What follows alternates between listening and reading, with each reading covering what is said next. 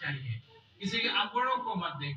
हे अर्जुन, मैं तेरे को ये ज्ञान इसलिए देता हूं कि तू दूसरों के अवगुणों को नहीं देखता है। तुम तो अर्जुन से भी एक नंबर आगे पहुंच गए।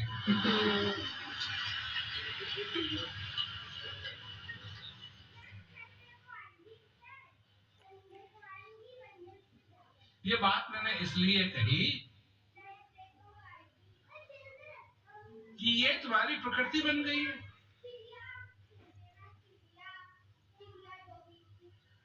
इसीलिए ध्यान तुम्हारा कहा जाता है गलत में।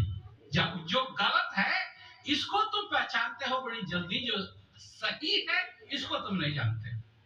इसलिए मैंने ये बात, सही क्या है ना, और दुख का जाना, इसमें कोई कनेक्शन नहीं है। सारा माहौल दुखी हो सकता है, फिर भी तुम सुखी हो सकते हो। संत महात्माओं ने बगले का उदाहरण बहुत पहले ही दे दिया था। बगुला जो होता है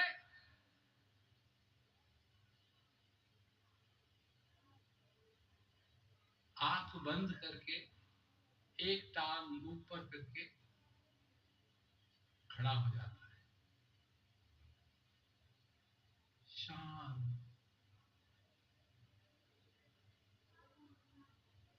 तो बगुले को शांति हो गई, शांति में है बगुला।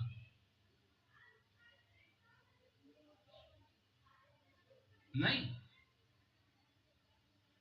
जैसे ही उसको मछली दिखाई देगी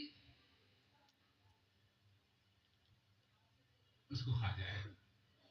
वो शांति किसी और को बेवकूफ बनाने के लिए है, वो है मछली।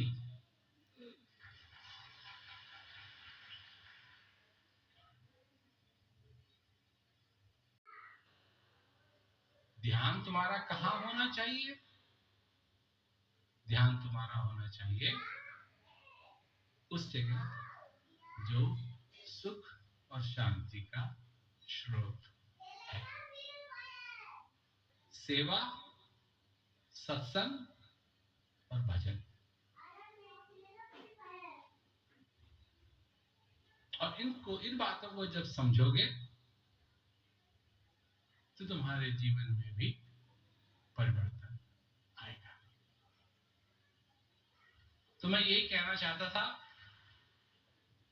और अब ये प्रोग्राम समाप्त हुआ, उसके बाद हमारी इच्छा है कि अक्टूबर नवंबर में प्रोग्रामों के लिए आएंगे।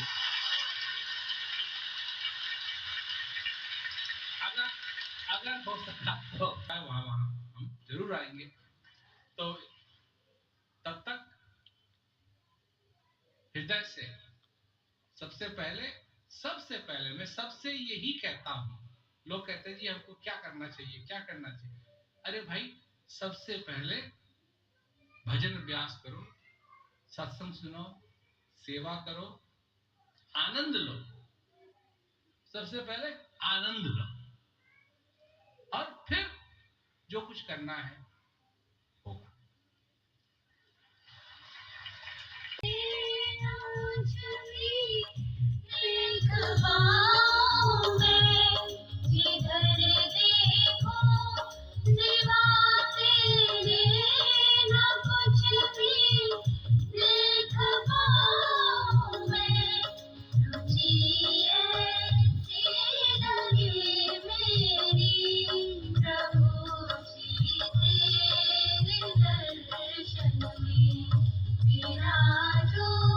आन कर भगवन